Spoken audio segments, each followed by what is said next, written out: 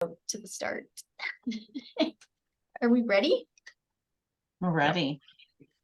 Oh, did you tell Kristina about the smile? Oh, no, you have to tell her. So if you don't mind, say something so that the camera is directed, it directs its attention at you, and then make a nice smile so that we have a pretty screen grab for our website. Okay, right now? Yeah. Perfect. Beautiful. Let's go, Heather. Oh, that's so amazing. Hey, welcome to Access to Justice. I'm your host, Heather Malarick of Merrick Law. I'm joined today by Evan Clark of Kahane Law. Hi, Evan. How are you doing? Doing great, Heather. Your hey was so enthusiastic that it caught me off guard, and I just appreciate that. Appreciate your enthusiasm on this afternoon. I'm excited. We got the gang back together. It feels like it's been a little while, so it's very exciting. Speaking of the gang, we've got Kim McDonald here today as well from McDonald Advisory. Kim's a financial advisor and insurance advisor with Raymond James Limited. Hi, Kim. How are you? I missed you guys also. I think it's been a couple months since we jumped on here. So was wondering what cute little haircuts were going to show up today, or what exciting adventures you guys have to report. I don't know. Are there any, Heather? Nope. Same old, same old. No adventures. Well, I did just get a haircut literally right before this. So Looks good. but it's not like adventurous per se. It's pretty conservative. And I think the spirit of our podcast today is all about adventure, is it not? And being conservative. Conservative adventure. Conservative in your adventures.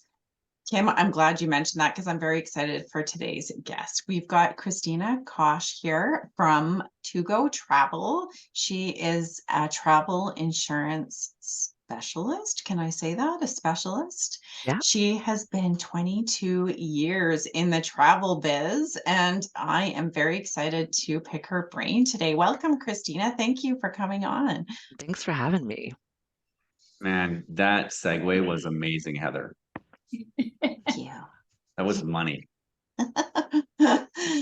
So before we started recording, we were chatting a little bit. My husband used to be a travel agent, and he worked in the business. This is probably like 15 years ago now. We got lots of nice perks. Do you get lots of nice perks in your world? No, and every time I tell somebody I do travel insurance for a living, they're like, "Oh, you're a travel agent?" And I'm like, "No, not at all. Not the same thing, but every time." But no perks. No perks. What about not even good deals on insurance? Well, they give me free. Well, the company pays for my travel insurance because I mean, how terrible would that be if I travel and I have a claim and I'm not insured? I'm sure that'd be a PR nightmare. But yeah, I mean, we get a lot of perks insurance-wise. Yes. Okay, well, that's something. So It is. good. And for those of you that don't remember, I don't even know which episode it was on, but in the midst of COVID, right as they were kind of lifting travel restrictions, but still had a bunch of dumb restrictions about, like you could go, but, I decided to go with my family to Mexico. And the risk of having to just stay there for another period of time because of testing positive for COVID was so high that I called Kim McDonald up and she hooked me up with some travel insurance that had a COVID clause that covered travel cancellation or travel plans being ruined because of a COVID test. And I thought, you know what, let's test and see if that really works. And so 2 of my kids got COVID. Good test. And it worked. And that brand of insurance was To Go. Amazing. Well, then I'm glad I'm on this podcast. It'd be bad if it was a terrible claim and you had me on, right? So that's good news. Yeah, it was not terrible. It was really affordable. I think it was like something like $130 for my whole family. And yeah, it worked. I mean, when we found out we got the test, it was like the day before we were going home. And so, you know, I was on the phone to goes, like there's an 800 number you call, obviously. And they, you know, they were helpful and gave us instructions of what we needed to do. And I'm not going to lie, it's not like the claim happened right after we got home and we got all the money back. It took a while, but they covered everything that they said they were going to cover. And as long as we had the receipts for it and everything, it was covered. So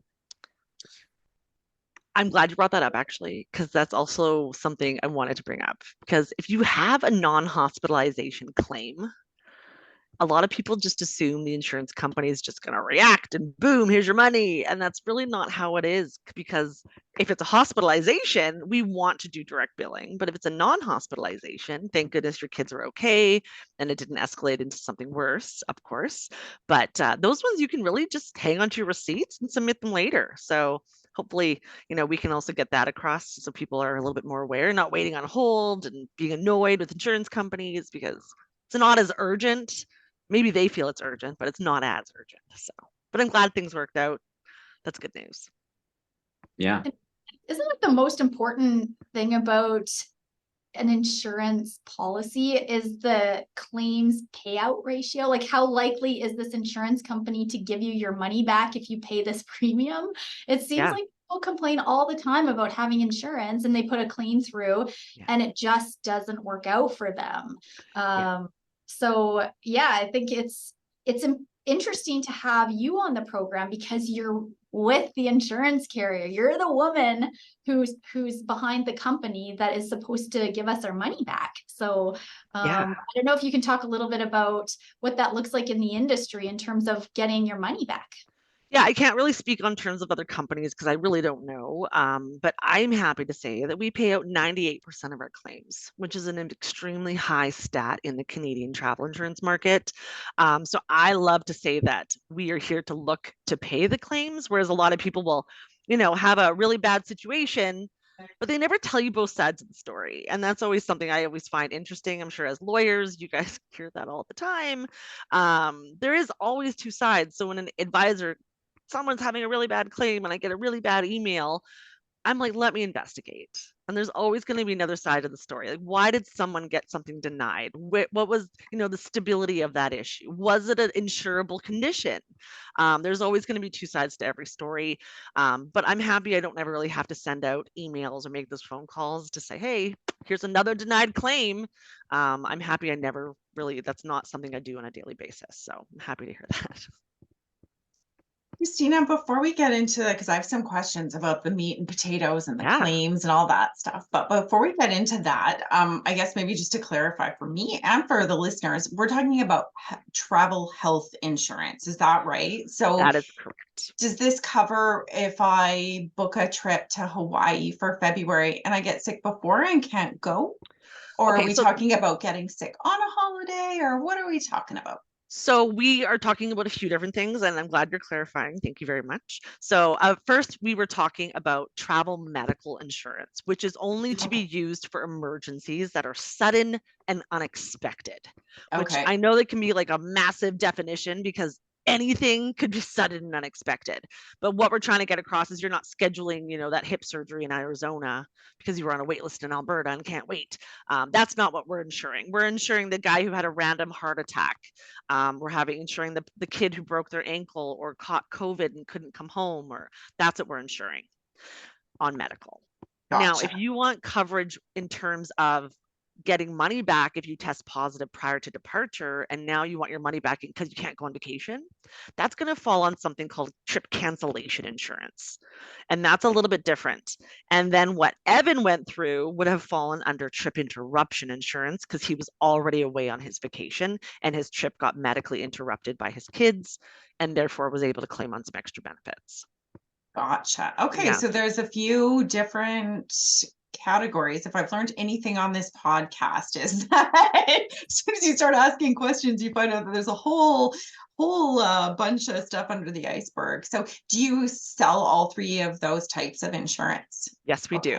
We also offer baggage insurance, car rental insurance, trip cancellation, interruption, medical insurance, tons of stuff. So even more.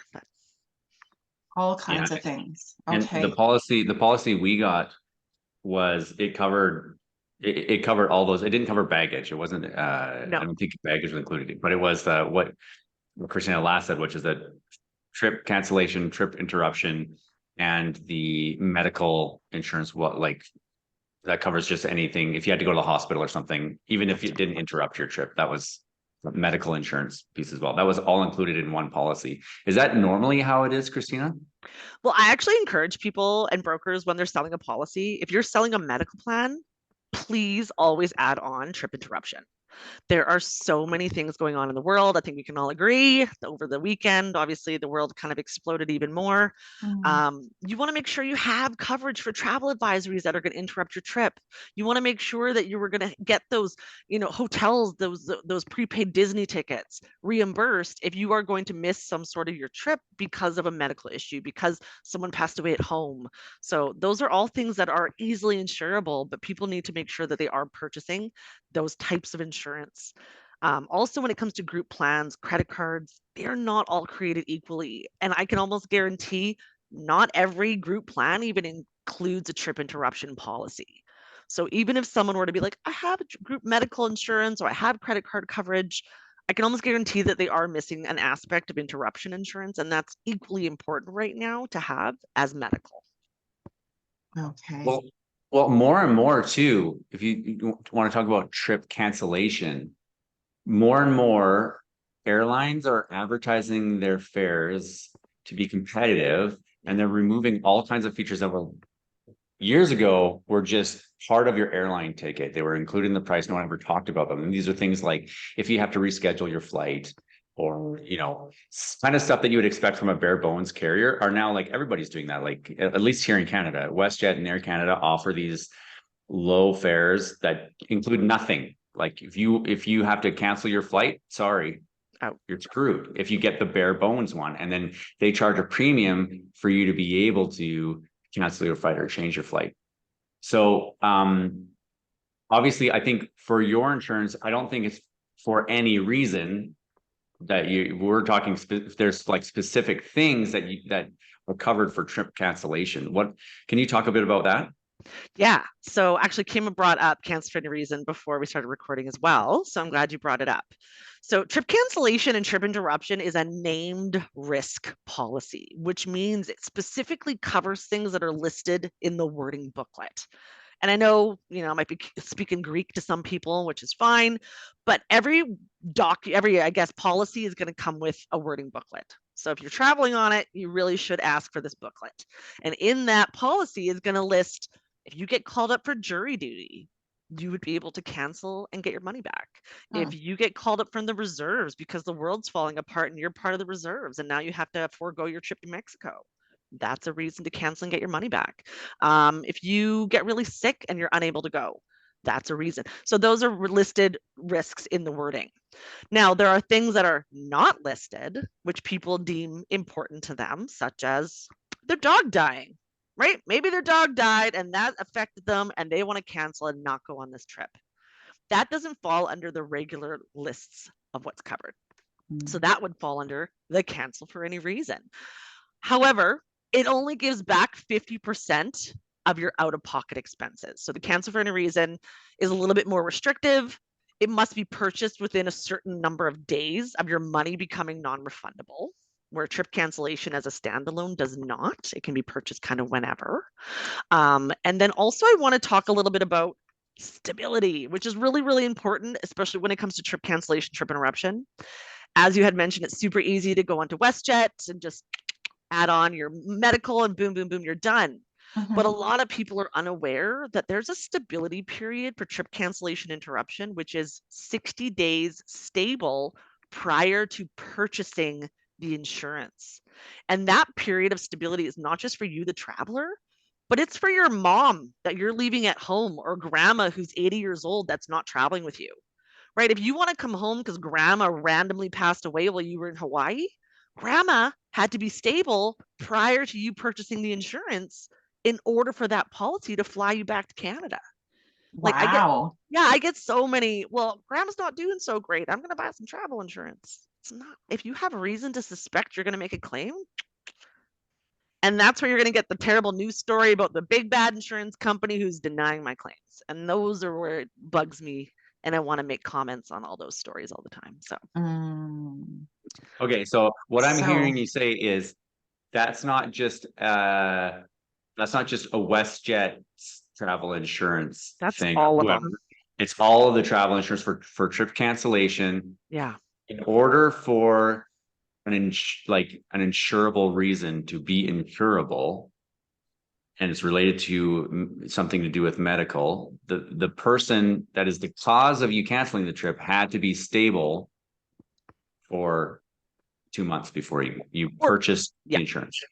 Some period of defined period of stability. Exactly. And that is, it's so easy, like you said, to just go on WestJet and add all that on. But I think people are just not reading the fine print because no one really does. No one And does. they're buying it with the intent of making this claim because grandma's sick and we're going on vacation, but I can't take the stress and she's going to die. And that's Well, the rule of thumb.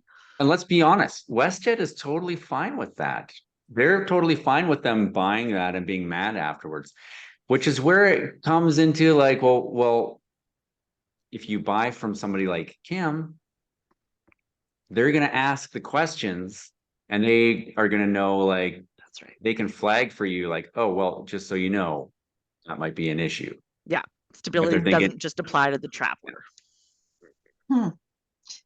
Wow, that is, I mean, if you take one tidbit out of this today, I think that's a really big one, It is. because you do, I mean, I've been in that position before, like, oh, should I book the flight or not? You know, I've got this going on or that, and who knows? But you think, oh, well, if I have insurance, that's going to cover me. So at least I won't be out the cost of that trip. But it's good to know that that's not necessarily the case. So that's a big one. Thank you, Kristina. Holy. Can I roll into, because it kind of ties into travel advisories as well? Yeah. Right. If you already knew that there was the Maui fires and you decided to book a trip anyways, and you're like, ugh, if they're still going, we'll just cancel quickly before we go. It was already a known risk. So it's not going to cover that. So it's really important people are checking the government travel advisory website, because that stuff's changing on a daily basis. And saying, I wasn't aware, is not okay, because ignorance is not bliss, and everything is date and time stamped on that website. So even if you're like, I didn't check the website, I didn't know the world was blowing up over here. Right. Sorry, like that's kind of on you. And so it's important people are taking ownership of that as well. That's another really good tip. Presumably that's from the date that advisory is posted, though. You don't need a period of stability before that, or do you? No. So if you if you book it today and there's no advisories, you're good to go. And then all of a sudden the advisory happens tomorrow, coverage is in place, you had no idea, you're good. Right. So that's why you really want to buy it ASAP, because who knows when these kind of things are going to come out. So. Gotcha. Oh, fascinating. And it's important to read that fine print if you can, or at least have a good advisor that can guide you, because specifically I remember for the COVID insurance, like Kim really like went above and beyond for me for that, and I'm sure she got like a whole $20 of commission off of that policy. But we did some serious digging, because I purchased it with my credit card. I have a credit card that has a high annual fee, so it's supposed to have good insurance. And it does have decent, I think, trip cancellation and everything, as long as you bought it with a credit card. But of course, it did not have anything about COVID. So it did not cover, COVID was excluded. And we looked, Hugo wasn't the only one we looked at. I can't remember the other one, Kim. Was it Manu? Manu, yeah. So we looked at Manulife as well. And Manulife were a little wishy-washy / didn't, well, I don't know, but we got a solid answer from Tugo that like, yeah, this is how it works for COVID. Because there was questions, like, it was a known risk at the time. Yep. It was a known risk. And so obviously we wanted to make sure that, okay, everyone here knows, we all know going traveling and getting COVID is a risk right now. And Tugo explicitly was willing to like clarify, because it was a new thing, right? COVID hadn't been around for that long. It's like a year and a half. And it's not like insurance companies can react immediately to this kind of thing. No. But they were able to provide Kim with the reassurance that no, this this scenario, like this insurance covers that scenario. No one has COVID before you go and you get COVID and then it's covered. So there might be some things like that. Like that's a unique experience, and that's kind of gone now. You can fly. You don't have to get a COVID test before you fly back from Mexico now. So that's not as important. But if there is kind of a scenario like that you're heading into, especially if you kind of like you're worried about it and so you're thinking about insurance, that's for sure those kinds of questions you need to ask to make sure that it's still covered, because you can buy the coverage. You can buy any insurance you want. And if it turns out that you couldn't have ever been covered, the most that you'll ever get is a return of premiums. Correct. Isn't that So, interesting? Yeah. I mean, Yeah. you can't pull a fast one on the insurance companies. No. There's so much money tied up in there. If there was an arbitrage opportunity, the loophole has been closed. That is very true. Which also brings me to my next kind of segue into the amazing thing about Tugo. One of the other amazing things about Tugo is the fact that we really try not to deny claims. So we're one of the only companies that actually has a backup clause on our medical health questionnaire. So as long as you are eligible to purchase in the first place, so 4 points eligibility, and then stable. So depending on your age and how long you're traveling for, there's going to be a stability period that you have to meet prior to departure in order for us to cover any type of pre-existing condition that might exist now. But as long as you're eligible and stable, if you somehow make a mistake on our medical questionnaire, instead of saying, good luck with life, here's your $300,000 denied claim, we'll see you later, Tugo would pay you would pay the first 15,000 US deductible, and we would pay the remainder up to the millions of dollars that are covered. And we are one of the only companies that actually has a backup clause, because all we do is travel insurance. And we want to make sure we do it really, really well, and make sure our brokers who are sticking their necks out for us offering our product are also covering their backside, because it can be scary. And we're not doctors, right? You have no idea what are on these people's medical records and no idea how stable they've been. Right. So yeah, that backup clause is also really important.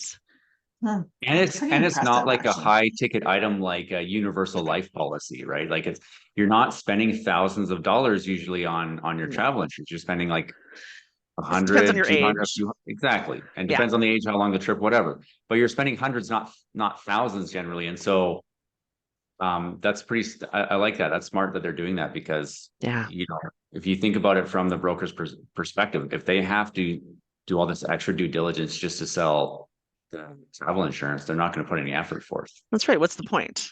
What's the risk versus the reward? So So way, it's nice. It is. It's important. We feel our CEO is very adamant about keeping that in place. We have a lot of competition. It's like, why would you even have this in here? What a waste of money. But it's important for us to do the right thing, and that's something we've always hung our hat on a bit. So it is a very nice feature. Yeah. So you mentioned filling out the medical form. So tell me a little bit, and I know this from our previous episodes about life insurance and disability insurance.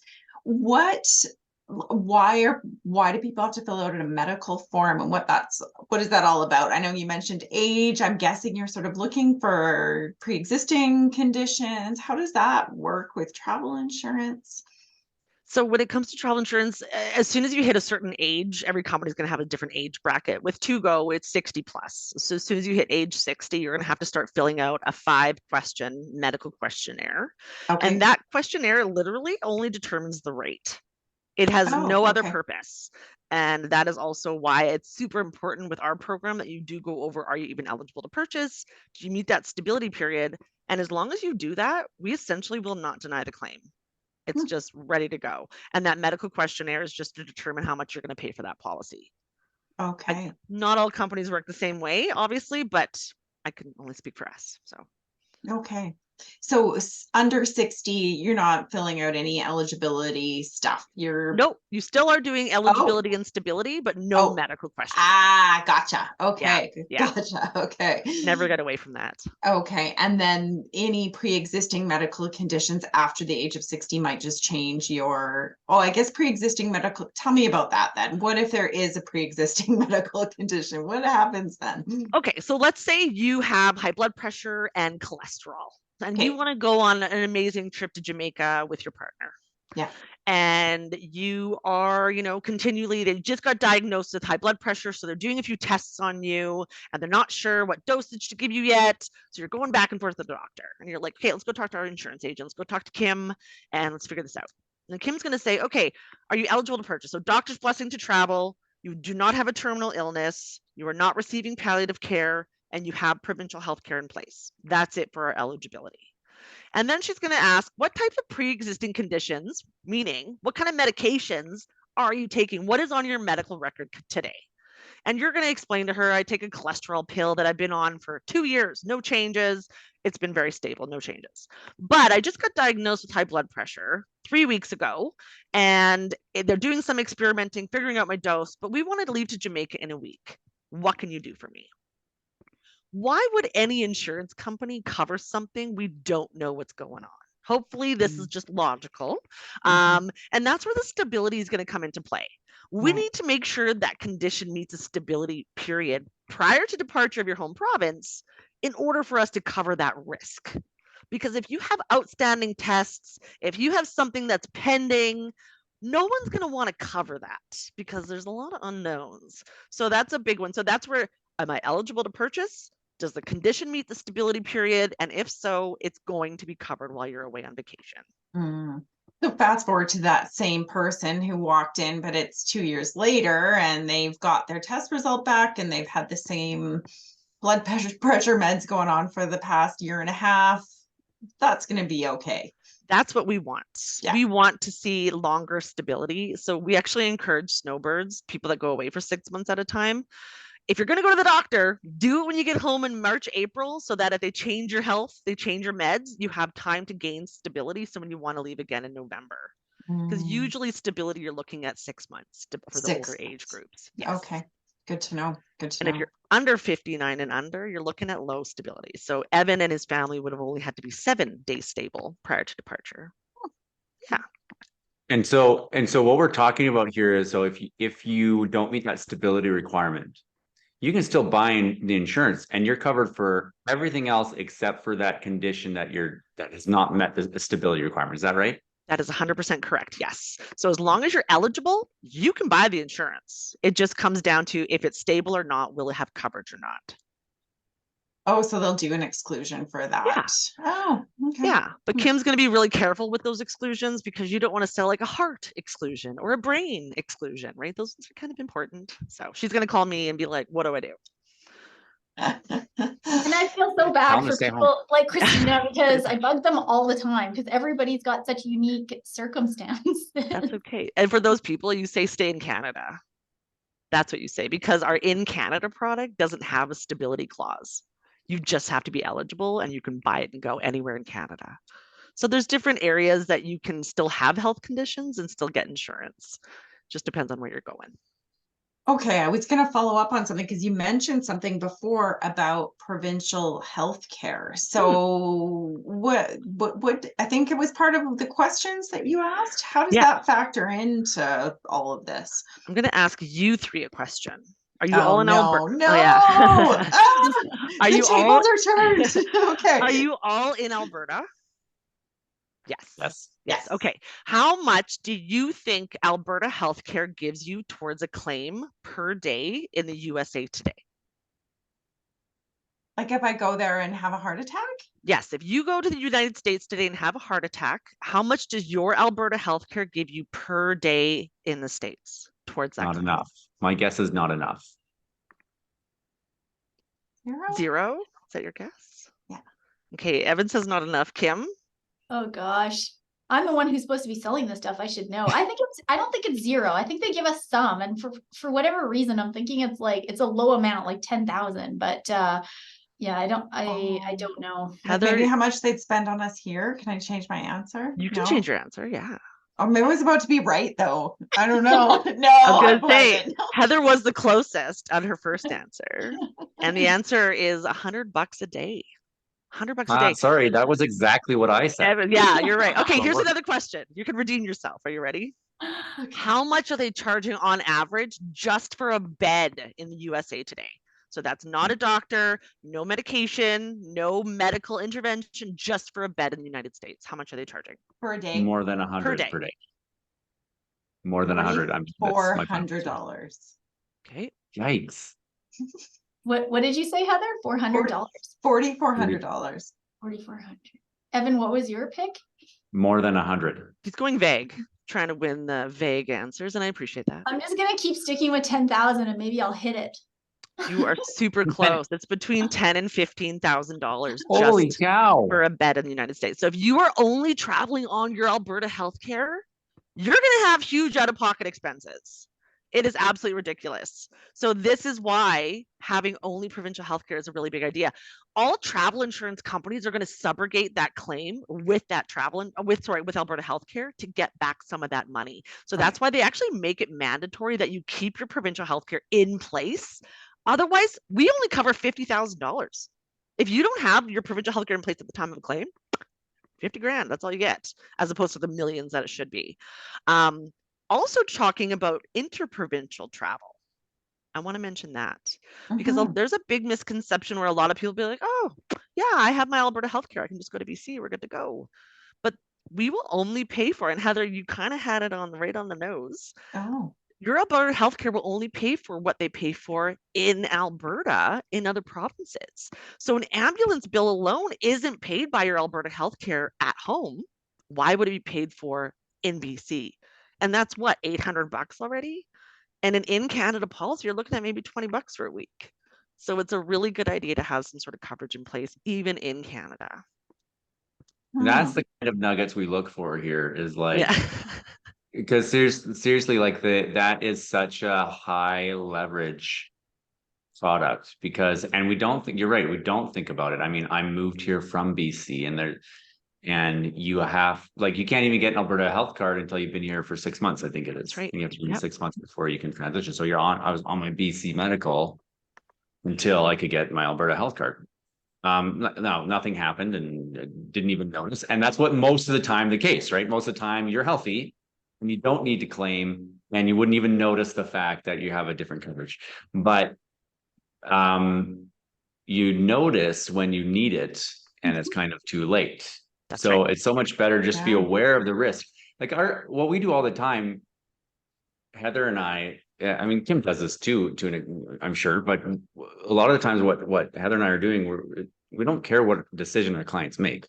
We just want to make sure they have all of the information and know the risks before they make that decision. Yeah. And like, I didn't even know about that risk. I don't even know anything about the differential in coverage between the different provinces, because why would I? Absolutely.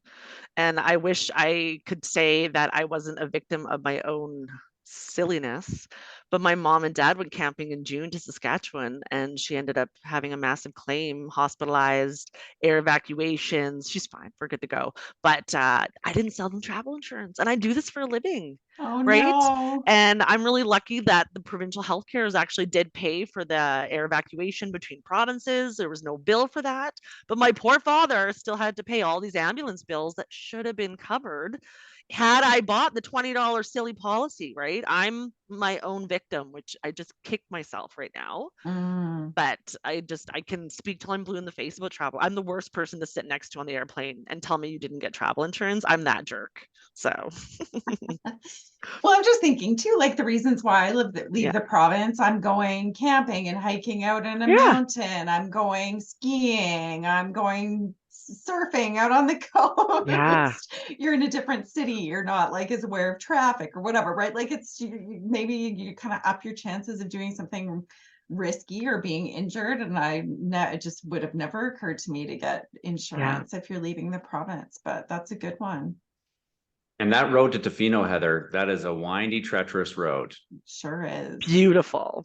But actually, you brought up a good point about sports. Can we talk about that? Yeah, let's. Okay. Did you know that there's a lot of exclusions when it comes to things like scuba diving? I'm like, you're about to tell me camping, hiking, no, those are surfing aren't You're covered. like, great. I have no insurance ever. No, you sound like you're good to go. I think you're okay. But things like backcountry skiing, right? Off-piste skiing, mountaineering, right? None of that's actually covered by a lot of insurance companies. Tugo actually has a niche market and we have a niche product, and you can add on different riders depending on what sports you're going to be doing. So you can actually pay for extra coverage. So if you're going to go do some motorized speed contests or wingsuit flying or scuba diving, we actually have riders that you can add on to have that coverage. Because if you look at your credit card, excluded. Group plan, excluded. Other insurance plans, excluded. So making sure if you are an adventure traveler like yourself, Heather, that if you are doing something more extreme and risky, that you are double checking, even like downhill mountain biking, right? That's a big one. There's another huge exclusion. Yeah. So we even have like wingsuit flying ones. We have parachuting, paragliding. Yeah. So there's a whole bunch of things that could be excluded that people should really look into. I think So that's first of really all, important. Heather, Oh, sorry, Yeah. Evan. no, that's okay. You're right. You said, and just in case people didn't hear it because I talked over you, you said it's really important. Well, I get this question a lot. Like, there's so many people who want to go backcountry skiing in Alberta or backcountry skiing in BC, and they don't know if there's a difference between what the travel insurance with their company will cover. Do they need to buy extra to go with the backcountry rider if they're in Alberta and it's their home province versus if they're in BC? And I think there's a lot of listeners who would be dying to get that exact clarity on that issue, because they think that, yeah, credit card will cover me. If that doesn't, Right. then I've got my group plan that's got travel coverage for medical. I'm in my own province. What more could I possibly need to be covered? So in home province, you actually don't need travel insurance because you have your provincial health care. So at that point, you're kind of relying on the search and rescue of your provincial health care. You're relying just on provincial health care, and that's it. But if you are going to do mountaineering in BC and you're from Alberta, you absolutely need to have something in place. Our policy even provides an extra benefit, a $6,000 benefit to get you off the mountain, to get you to an ambulance so we can get you to a hospital. So we purposely have that included because we do insure a lot of people that love to do those kind of sports. That's really good information. Yeah. Question to go back to the Yeah. provincial healthcare, because I just learned this Yeah. about travel insurance. Mm, I did not know that I would need to pick up the phone and call some sort of government body to extend my provincial healthcare past a certain number of days. I don't think any Canadian knows this, that they actually need to know how long their provincial healthcare covers them yeah. on their vacation before they actually need to pick up the phone and ask for an extension on that. Can you talk a little bit about that Yeah. little nugget? Yeah. So what she's talking about, Heather's like, what are you talking about? So every province has a number of days that you're actually allowed to be outside the province for. So in BC, you guys get 182 days. Alberta, we're only allowed to be outside of home province for 212 days at a time before tax implications start becoming a problem and before they start cutting you off of your provincial health care. So if you are going to be going longer than the allowed time, so 212, you need to pick up the phone, call Alberta Healthcare, and let them know you're going to be gone for an extended period of time. Otherwise, they will cut you off. And then you only have $50,000 of travel insurance. But that's an easy call. You just let them know and they'll extend it and just Absolutely. say, I'm going to be away for 214 days. Exactly. Or I'm not on my coming home for cruise. 2 years, which is Right. also a lot of people do. So yeah. Yeah. Oh, all That's the a- things I did when I was young. That I Right. didn't That's think about how long I was in Kuwait for. 200, I think it was 218 days, or maybe it was, yeah, What were you in Kuwait 7 for? months. I'm in the reserves in the military, so I did a tour in Kuwait. There you go. And I was not covered by I had to get Blue Cross coverage because in the military you're covered by Blue Cross. Okay. It's like a federal plan. So don't worry, I was insured. The queen at the time, it was the queen. She doesn't really pay insurance. They just deal with it. So are you still in the reserve? I am, yeah. So if you did get trip cancellation and you had a trip booked and you got called up, you would be able to use that as a reason to get your money back. Well, that's an interesting thing I want to talk about. Actually, and maybe it's a little niche, so I wasn't gonna but go there. But there's no such thing as getting called up when you're in the Okay. reserves, unless like it's happened twice in our history, World War I and World War II. It's like you have to pass a new act in Parliament that would override the Defense Act, Okay. because the Defense Act does not allow for conscription or for making people that are in the reserves serve even though they don't want to. Oh. So,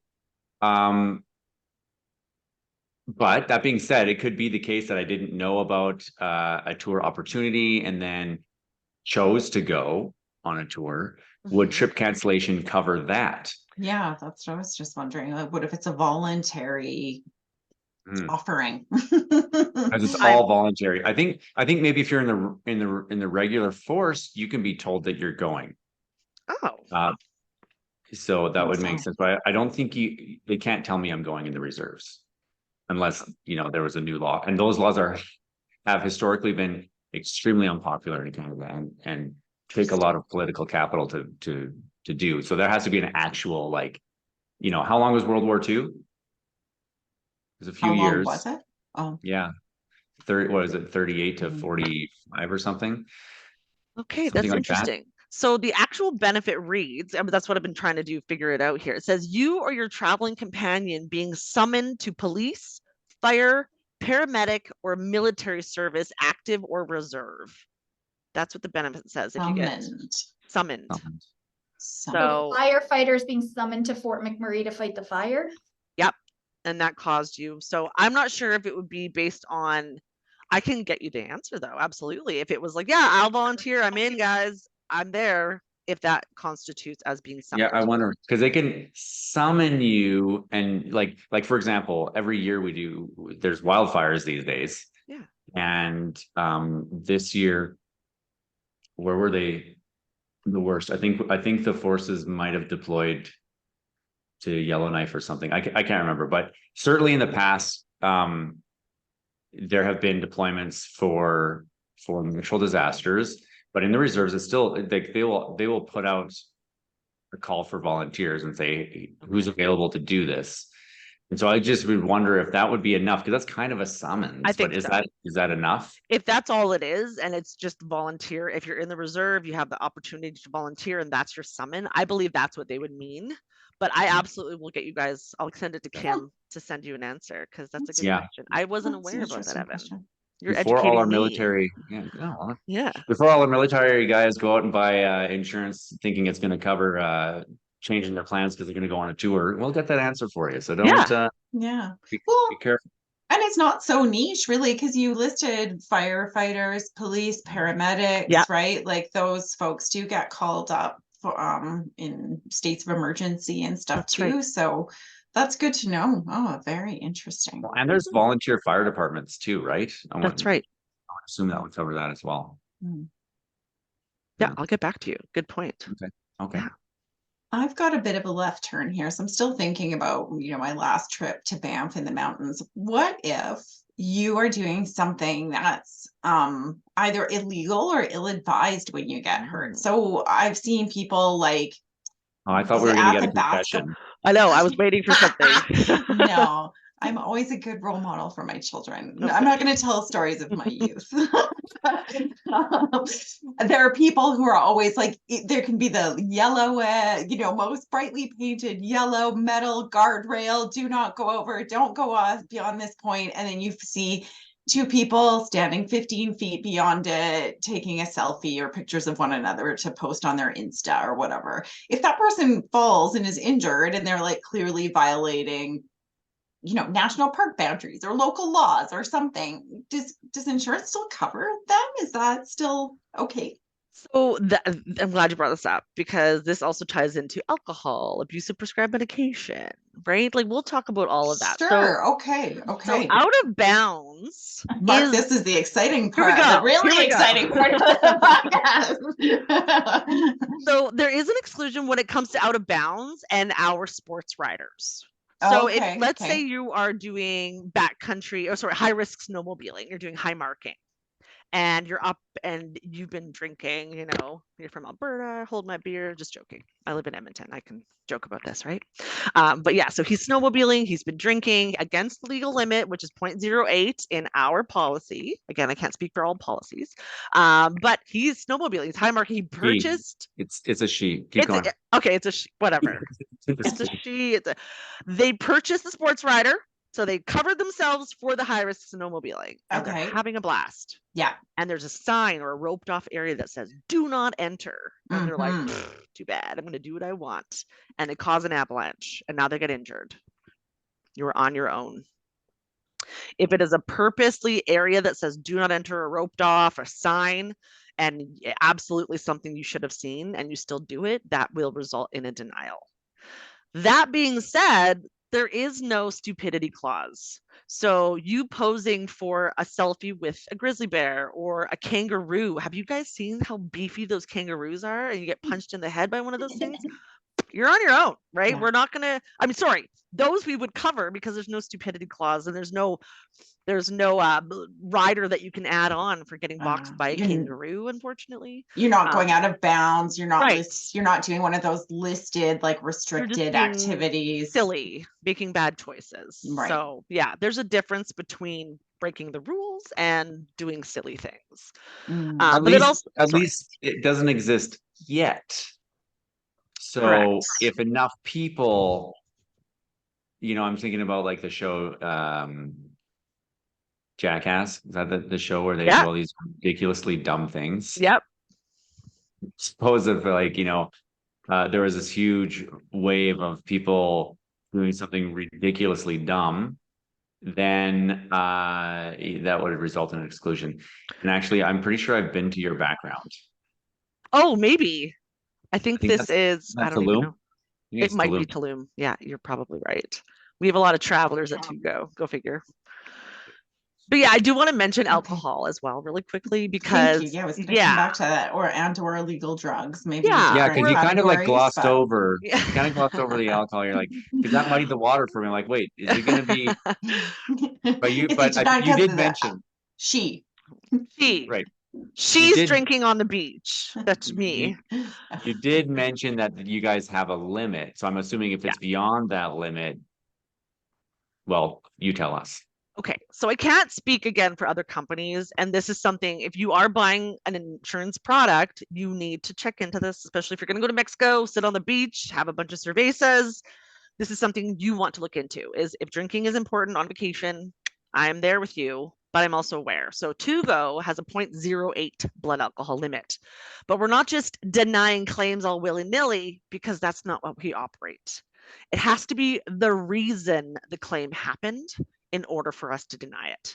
So if Evan is loaded on his choice of whatever, no judgment, and you are randomly falling off a curb in Mexico because you're clumsy and the curbs are like giants in Mexico, and you bust your ankle, you being drunk had no bearing on that claim because it was just a giant curb and anyone would have done it. But if you are dancing on a glass coffee table and it breaks and you fall through and you get injured and break an arm and then you're on your own. We're going to obviously do a blood alcohol level. And if we can determine whether that was avoidable or non-preventable, that's how we kind of determine if it's payable or not. How do you do the blood alcohol? Like, how do you find out? So most claims, most doctors and hospitals will actually be one of the first things they take, especially if they find you at the bottom of a loading dock 6 times over the legal limit, not knowing your name and slurring. They usually take a legal limit as soon as you're admitted. Right. They want to know what they're dealing with medically, and correct. Yeah. Correct. Maybe not Makes so much sense. for everyone who maybe not would present with symptoms and signs of being overdosed or drugged or whatever. But absolutely, it's something they do regularly. What about the trip to Amsterdam and you're just doing all the drugs? I don't know what's legal there, but yeah, now that cannabis is legal as well in so many places. So if cannabis is legal, you're fine. If you have a claim, you're covered, no problem. But I think there's still 2 states that it's still illegal. I forget which ones are holding out. But let's pretend you went to that one state and had a claim. That could be a deniable claim if it was because of that drug or whatever that you decided to explore. Maybe it was meth for the first time. I'm joking. But if that was your open airy drug, your door opening, who knows? So who knows? I'd assume that overdoses would fall under the same thing. Like if you go and Yeah. intentionally take Yeah. illicit drugs in another country and then you're hospitalized, then That's correct. As okay. well as, unfortunately, like suicide attempts, self-inflicted injury, those things are also widely excluded from travel insurance. So yes, that would kind of fall in the same line. Yeah, that's another thing I just wouldn't have really thought about. Yeah. That whole gamut there, and it's a popular activity for people to do, to be having drinks on the beach, or especially after COVID, they were calling it like revenge travel or hedonistic travel, like people just trying to get the heck out of Dodge, and making, you know, bad choices and spending more money and, you know, kind of going over the top. So we were trying to get it across that double check your policy, know what you're insured for. So that actually it makes me think of at least the last question I have for you, Kristina. Is COVID still relevant as far as travel and travel insurance goes, or is it just kind of like the flu now, or what's the situation? If you were the agent on my webinar the other day who just told me it never existed in the first place and it's just the flu, he would probably say it's the flu. But we actually I just realized I said that. I didn't mean to. No, it's fine. I just like touched a nerve there on, honestly, on a political approach to COVID. I didn't mean to. Funny. I meant like, is it treated in a similar way to a virus? It's so funny. I was saying to Kim before this session, I was saying before the session that I still get a lot of the political stuff coming at me, and I'm like, we're just going to kibosh it because we've tied right into the travel advisories. So as long as the federal government doesn't make it mandatory for you to test or be vaccinated or whatever, then we don't care either. And then it's covered. Of the destination place you're going to. Exactly. So just always check the Government of Canada travel advisory websites and you're good to go. Okay. And then you're covered or you're not covered based on that. We just try to make it really easy. We don't want to be reactive anymore if there's going to be another pandemic happening or whatever. We're done. Check the website. Cool. All right. Well, that's straightforward and pretty easy to manage then. Exactly. Cool. Yeah. I've got a question, more procedural question. So people purchase their travel insurance like good little travelers, and they get their little wallet card, and they usually file that somewhere in a desk at home and then go on their trip. What would you suggest when it comes to making a claim while on a trip? Would you suggest that people hang on to their receipts and follow up with you guys later? Or would you suggest that they call the little number on that wallet cart that they should have packed with them? What would be your procedural best practice? I don't know if I'm allowed to share this, but I'm going to do it anyways. But coming up soon, we actually, I think, are sending out emails. So Kim should receive an email soon. But we actually have something called My To Go. So everyone who is a policy holder, and this actually, the claim side of it launched on the 14th of September as a soft launch before we actually announced it to make sure we got all the bugs out. But if it's a non-hospitalization, they can actually just create a profile right on My To Go. And they can now submit and upload every receipt, every bill, every claim form, all onto the system. So if it is a non-hospitalization, like Evan, who was stuck in Mexico because his kids tested positive for COVID, now you can't get on a plane. What do you do? So in Evan's situation, he had to pay for the resort. He had to pay for food. He had to pay for new flights home for his family.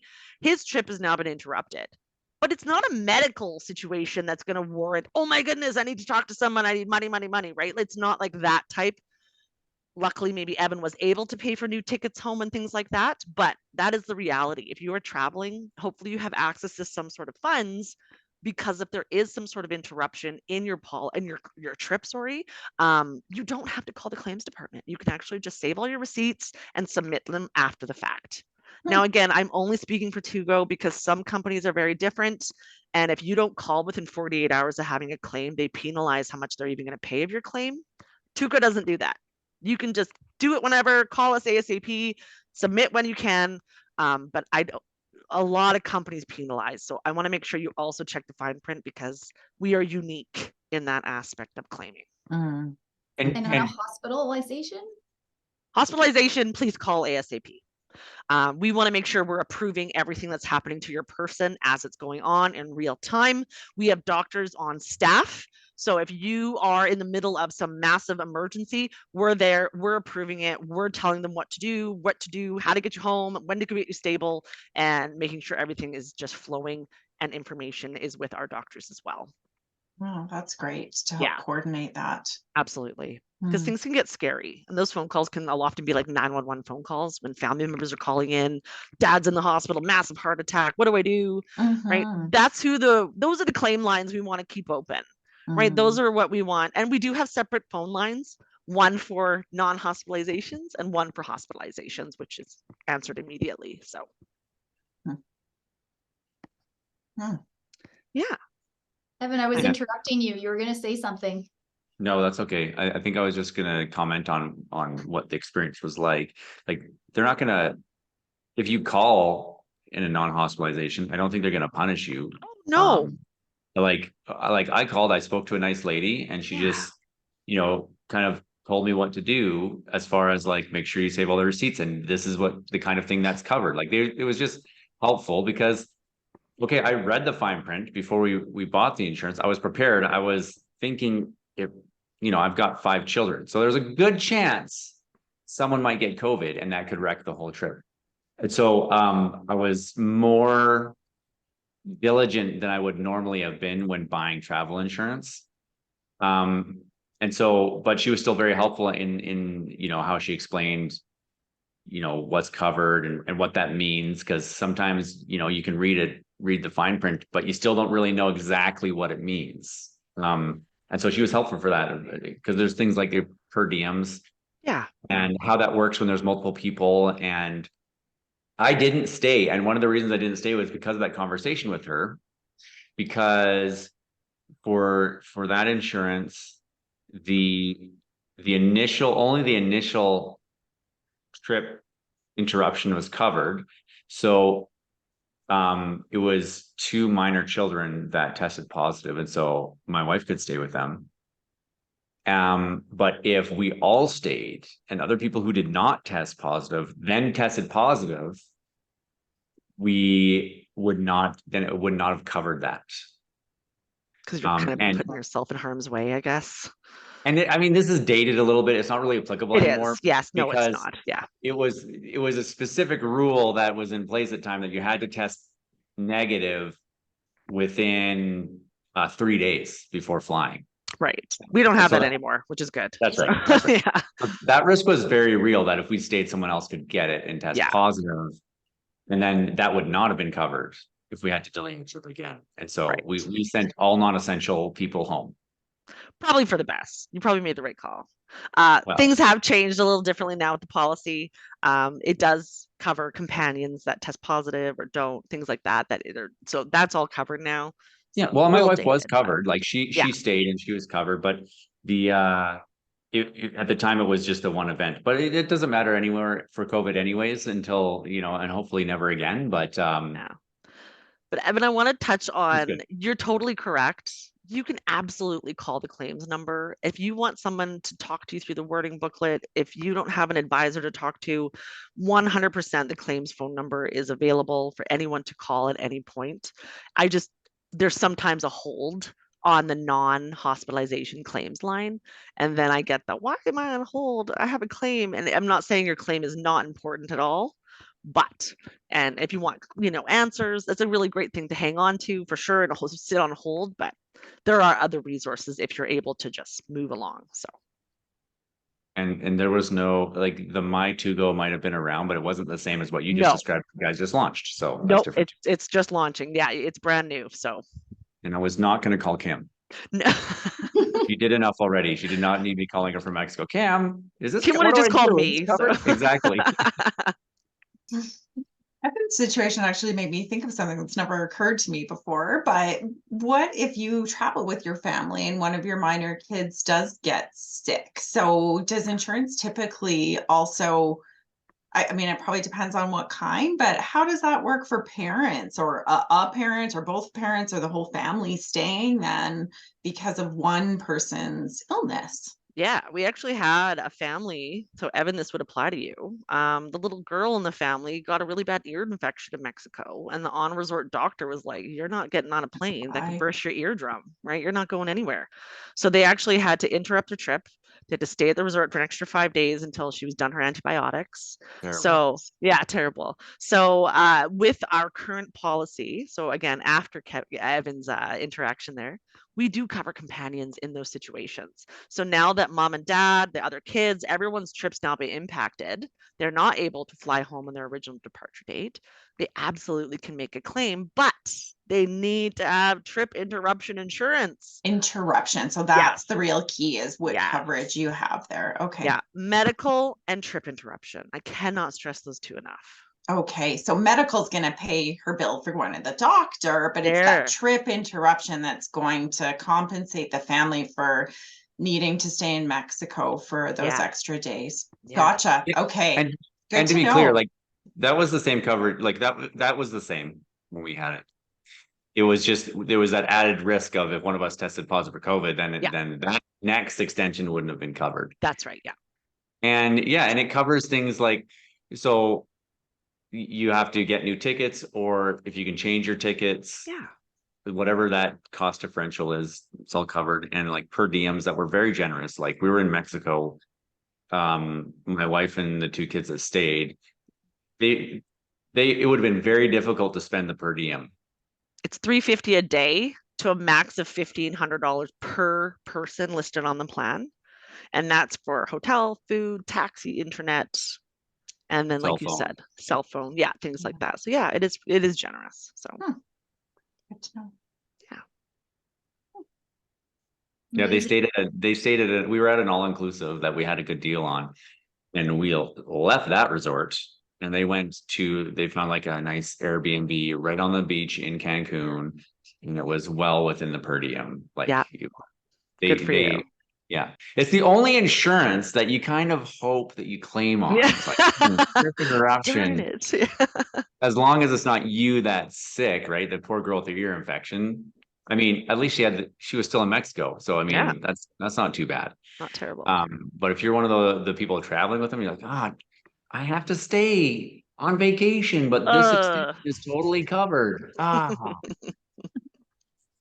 Does someone come and do your work for you though while you're away? No, probably not. Hey? No, that's not covered on the plan. Sorry. Oh my goodness. Nice try, Heather. Take your laptop. Well, I think you've answered all of my questions, Kristina. Kim, Evan, do you have any questions or observations? I don't think so. We have really put her through the ringer for like what if scenarios. Like, well, what if this happens? This is my daily life. This is every day. So don't worry. So, like we learned about what's covered by your provincial medical and the things to watch out for that, and as well as some things to watch out for when you're buying travel insurance in general, and why it's a good idea to do it, is even if you're traveling to a different province. I would never in a million years have had thought to get travel insurance for traveling to a different province. Now I'm rethinking that. It's close to home, unfortunately. Yeah. Glad your parents are doing okay. Yeah. Kim, anything from your end? Anything that you like, because you're the one that's facing questions about these regularly as part of your job. I think the key is if you're traveling, just reach out to somebody about travel insurance to know if you need it or not. If you don't need it, they're going to tell you don't need it. If you need it, then you should buy it, because as mentioned earlier, it's not that expensive to give yourself a lot of peace of mind. There's nothing that can blow up a retirement faster than a trip to Europe, but you land in Dallas or wherever. And I mean, maybe not Dallas, but you land in an airport in the United States and you have a medical problem there and you didn't get coverage in the United States for your travel. Well, see you later, retirement. So I think like the stakes are higher than people think as you get older in terms of putting this type of coverage in place, not to minimize young people, especially getting coverage for things like backcountry skiing in another province. I think it's just a really you know, as Christina and I were talking about earlier, it's not talked about a lot, but it really should be. So, so yeah, thank you so much for coming on the program. To have somebody with your knowledge from your company come on and give us all of these ins and outs, I think it's going to be valuable to every single person who tunes in. Well, thank you so much for having me. I'd be happy to come back on or answer any other questions, and I will get back to you about that other question so that Evan knows all about the summoning for military service. The summoning, yes. Well, Thanks for having me. we love getting down to brass tacks here, and Yeah. so I can maybe you can shed some light on this. You've already said it's $20 for interprovincial travel insurance, or somewhere Roughly, around there. And for mine, I seem to recall it being about like just over $300 or something like that for my entire family. There were 7 of us and it was like we were gone for 2 weeks, so it was a longer trip. Well, for our whole family, it was a longer trip in Mexico. That was that was a very small fraction of what we were spending on that trip. So, and then of course we got great value out of that because we claimed a lot more than that 350 or whatever it was. Is that kind of typical range for, I know there's other factors you already talked about that are going to make it more expensive if you're older and whatever. But for people under 60, is that kind of typical range that you'd see? Yeah, for the people that are going away. And actually, Evan, since you have 5 children, I'm happy to tell you the more people on a family and friends policy, the cheaper it is. So I guess just keep pumping out kids and you're going to save on the insurance bill. Finally, it's coming up, Evan. Yeah. So we actually have a friends and family discount that actually lowers the cost by almost half for if it's 2 parents and a minimum of 6 kids that are under the age of 21. So our family and friends plan, very beneficial. Even if you were, had 1 kid and you're taking, 3 kids on vacation, the more you add on, the lower the cost. So $300 is probably pretty average for your trip interruption, medical for the families. Trip cancellation is where it gets pricey because the more money we're insuring, the more costly the policy. But you can purchase standalone interruption for very low cost. It's like $48 a person for a $10,000 policy. And it's such a huge value add in that exact situation. Yeah. There you go. Good. Well, that's it then. That's all the questions that I had. And amazing if you didn't, it is the superlative of the podcast, brought to you by Kim McDonald. It's her fault. We all say amazing now. Amazing. Exactly. Amazing. Great word. And you should all you should thank me for it. It creates positivity. Agreed. It does. Great. Well, thanks, Kristina. I'm waiting for you to say it. Thank you. Say it. Say it. Everything's so amazing. Thank you for having me. It's been great. And I hope you all have a great night. You too. Thank you. Thanks for listening. Take care. Bye-bye. Oh, and aren't we supposed to say and smash that like button, Heather? Right? Yeah, subscribe and like. Yeah. Get on the front end. Who stays to the very end? Should we say